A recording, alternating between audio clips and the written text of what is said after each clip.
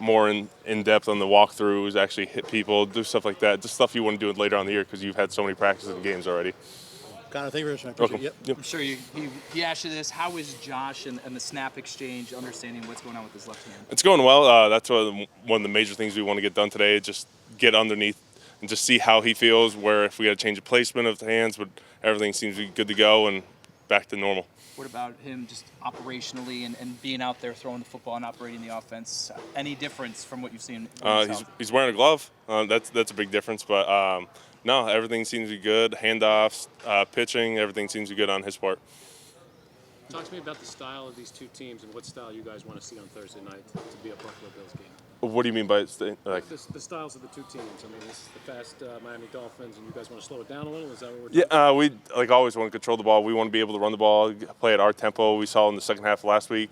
We didn't get off to the great start that we did on Sunday. They controlled the clock, but in the second half we were able to control the entire clock, and that's just what we want to do. We want to stay on the field and give our defense a break and keep their offense from scoring points. We're only week 2, so it's a little early to be talking about a huge game, but this is a pretty big game for you guys. Yeah, it's always divisional opponents. Like last year, you saw it came down to the final game. So hopefully we get in the win column early this year and prevent that. But it's always a big game when we play divisional opponent. That's actually the last regular season road game was Miami, right? I mean, Yep. What are your memories from going down there late in the year last year? It was everything basically came down to that last game. It was where we didn't know if we were going to make the playoffs yet. How everything, I think they already locked up a spot at the end, no matter win or loss. Because I think if we would have lost, we would have to come right back down if we were going to stay there.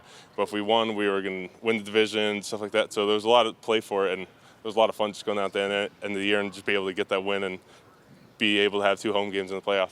It's been a pretty lopsided rivalry. What do you attribute to winning 11 out of 12 here for the Bills? I don't know. I got here last year, so 2-0 against them, but I think a lot of it just comes down to we were able to execute how we want to play, able to hold on to the ball. We saw last year, I think in the first game we had, it was a shootout at the beginning. Our defense was able to lock in and get a lot of reads on them, start getting turnovers, just play our style of ball, and I think that contributes a lot. Last year we had a slow start in the second game.